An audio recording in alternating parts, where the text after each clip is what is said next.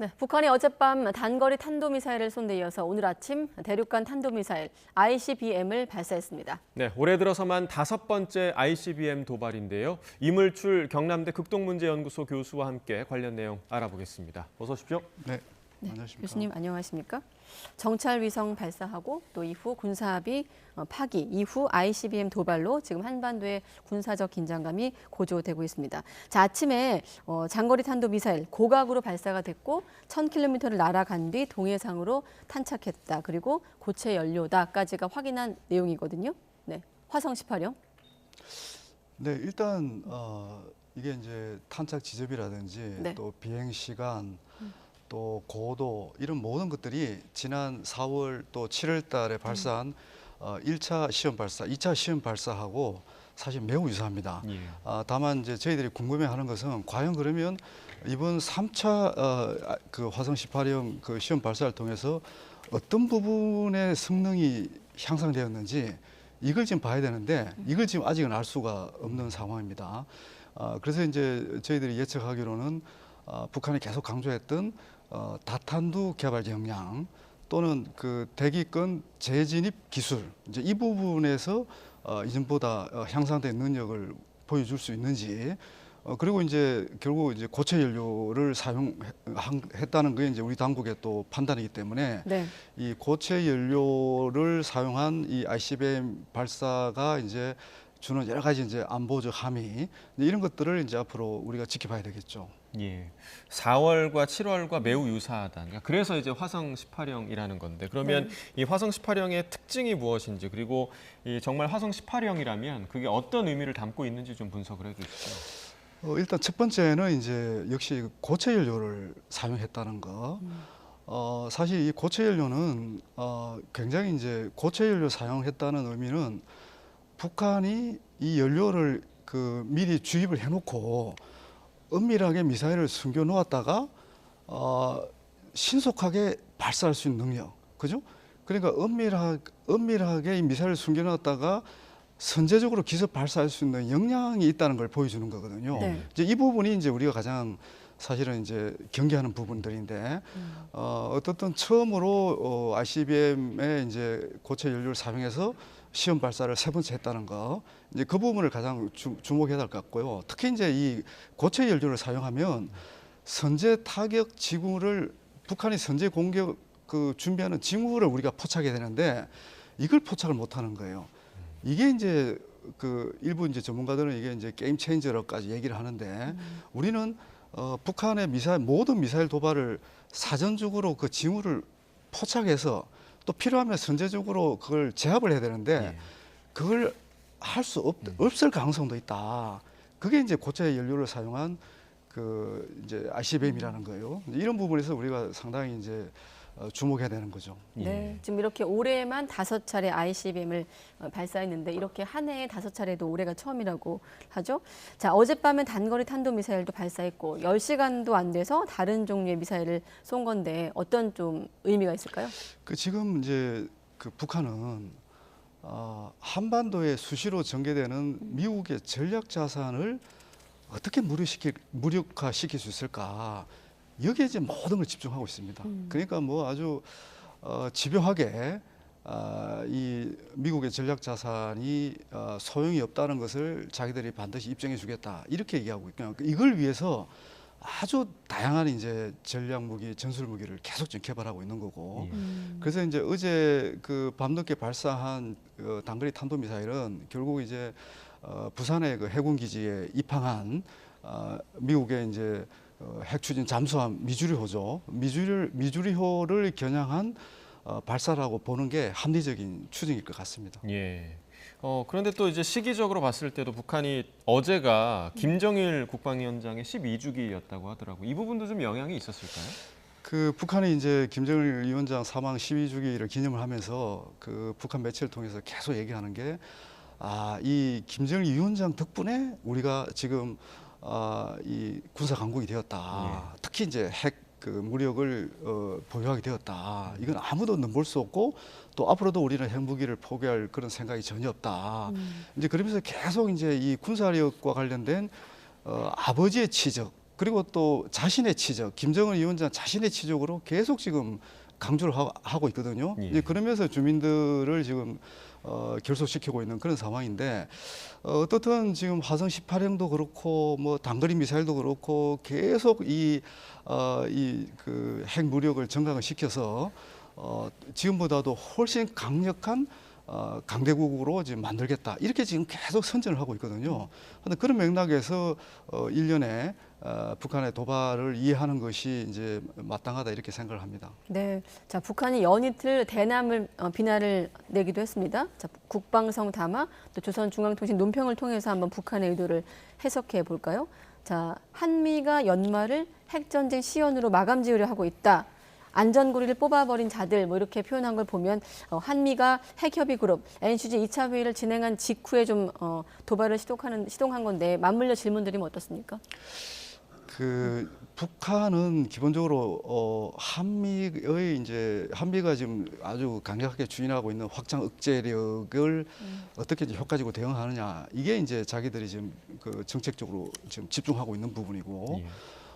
그리고 이제 한미 당국은 북한의 이런 또 이 대응을 맞대응을 이제 어떻게 또 이 억제하느냐 이제 이러면서 서로 이제 지금 어떻게 보면 창과 방패의 대결을 지금 계속 하고 있는 거죠. 그 북한이 이제 그 지난 4월달에 워싱턴에서 이제 한미 정상회담을 통해서 워싱턴 선언이 나오고 또 캠프 데이비드 선언이 나오고 이번에 이제 핵 그 협의그룹 2차 회의가 있었는데 이걸 계속 주시를 해왔어요. 그리고 굉장히 민감하게 또 반응을 하더라고요. 이제 그 민감하게 반응하는 이유가 이건 북한 주장이긴 하지만 지금 이 한미 간에 이렇게 긴밀히 협의하고 있는 이런 것들이 결국은 핵으로 자신들을 또 선제 공격하는 거 아니냐 이렇게 자기들 그렇게 얘기하는 거예요. 그러니까 이제 우리는 이게 방어훈련이고 억제력을 강화하는 훈련이라고 얘기를 하지만 북한은 자신들 향한 이 선제 타격이다. 이 선제 타격이라는 그 믿음을 갈수록 이 공고하게 만들어주는 그런 모든 조치들이 나타나고 있다. 이렇게 이제 보는 거고 거기에서 이제 2차 그 협의 그룹의 이제 결과물이 나오니까 예. 더 이제 위협감을 느끼는 것 같아요. 이제 그러다 보니까 어떻게 보면 이제 북한은 이제 안보 불안감이 어느 때보다도 이제 고조된 그런 상황인데 이 안보 불안감을 완화하기 위해서라도 더 강력한 ICBM을 개발해야 되고 더 많은 정술 핵무기를 만들어야 되겠다. 이렇게 지금 판단하고 있는 것이 지금 현재 북한이다. 이렇게 평가를 해야 될 것 국도의 같습니다. 북한의 안보 불안감이 나타난 거다. 네. 그래서 뭐 강대강 대치가 좀 계속해서 좀 이어지는 것 같은데 올해에도 이제 한미가 연합훈련을 했습니다만 내년 이제 8월 한미 연합훈련에 핵 작전 시나리오를 포함시킨다. 이 내용도 좀 있더라고요. 구체적으로 좀 어떤 게 바뀌는 건가요? 사실 이제 이런 개념들이 저희들한테는 사실 익숙하지 않은 예. 개념이죠. 지금 이제 한반도에 전개되고 있는 이 정세의 이제 핵심이 뭐냐면 재래식 전쟁도 아니고 핵 전쟁이 이제 일어날 가능성을 서로 대비를 하는 겁니다. 그래서 이제 이번에 그 한미 내년 8월달에 그 한미 연합 훈련이 일어날 때는 아주 구체적으로 북한이 핵 사용한다는 것을 기정사실화하겠다는 겁니다. 그러니까 그 가능성 영역이 아니라 이미 북한이 언제든지 핵 사용할 가능성이 있다는 것을 염두에 둔 핵 작전 시나리오 훈련을 하겠다. 예. 이게 이제 핵심인 것 같아요. 여기에 대해서 북한이 또 상당히 지금 반발하고 있는 거고. 근데 이거는 우리가 이제 그게 가능성이 있을까 하고 이제 그렇게 생각을 했지만 북한이 핵을 사용할 가능성이 어느 때보다 높기 때문에 핵 전략을 공동으로 기획하고 또 미국의 핵 전략 자산을 공동으로 운영하는 모든 준비를 처음부터 끝까지 하겠다. 이걸 이제 그런 개념들이 여기에 이제 포함이 되어 있는 거거든요. 예. 그렇다면 이걸 그냥 이제 단순히 도상 훈련만 하는 게 아니라 이제 구체적으로 이제 실전 연습도 하겠다.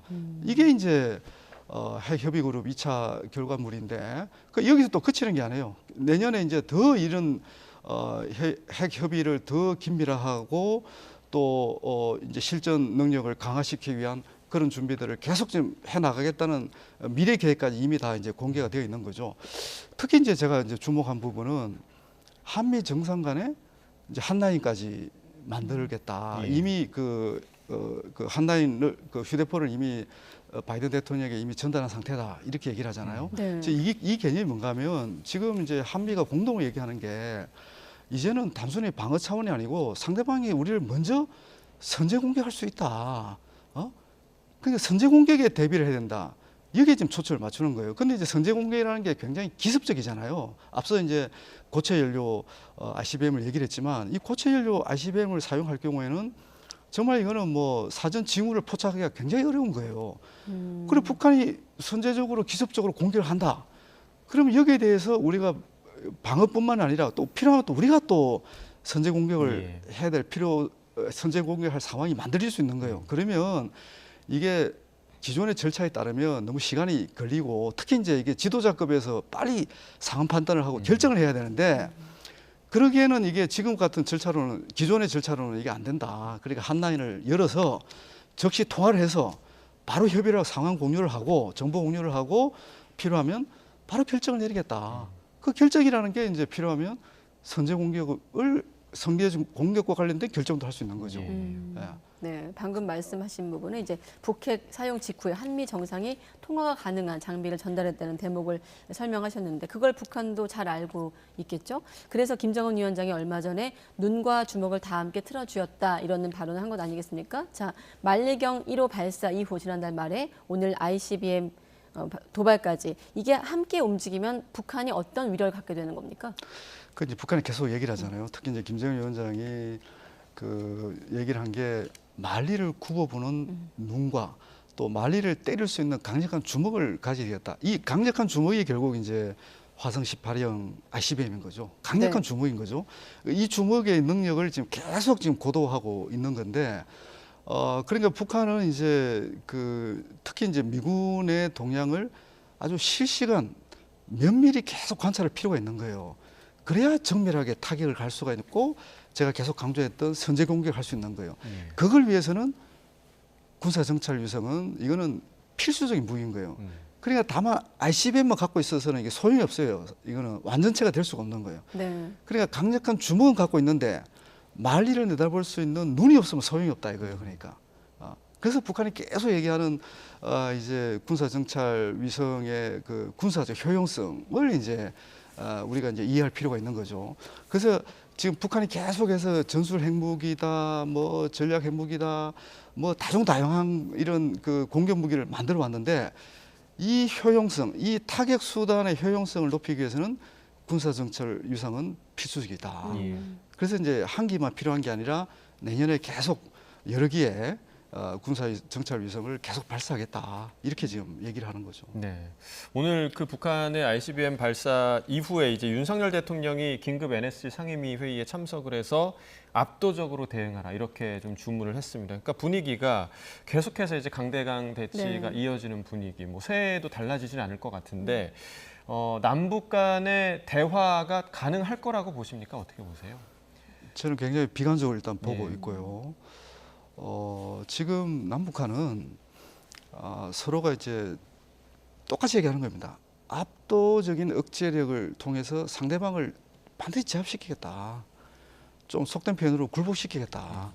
어느 한쪽이 굴복하지 않는 한 지금의 방향, 노선을 계속 견제하겠다. 이게 이제 그 남북한이 견제하고 있는 기본 전략입니다.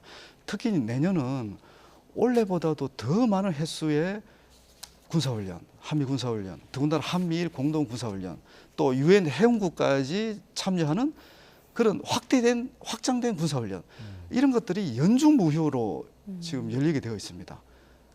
계속 제가 강조를 하지만 이 훈련의 그 목적은 북한의 핵 능력을 어떤 식으로 반드시 꺾어보겠다 이런 거거든요. 그런데 이런 상황에다가 지금 우리가 내년에 총선도 있고 또 미국 대선도 있고 이 정치 일정이 굉장히 또 복잡하게 얽히고 설켜 있단 말입니다. 그래서 이제 많은 전문가들이 이제 다양한 그 제안들을 뭐 논의도 했지만 결론은 어느 한쪽도 우리는 설득시킬 수 없는 상황이다. 그러니까 외교의 공간이 사라진 겁니다. 협상의 공간이 지금 없는 겁니다. 오직 군사력으로 상대방을 압도적으로 제압하는 것이 지금 목표다. 그 목표를 위해서 더 지금 빠른 속도로 더 강력한 무기를 만들어서 지금 나아가고 있다. 이게 지금 한반도 정세의 현실이다. 이렇게 얘기할 수밖에 없습니다. 예. 네, 외교의 공간이 사라져 버렸다라는 말씀까지 듣겠습니다. 이물출 경남대 극동문제연구소 교수와 함께 북한 동향 도발을 포함해서 살펴봤습니다. 고맙습니다.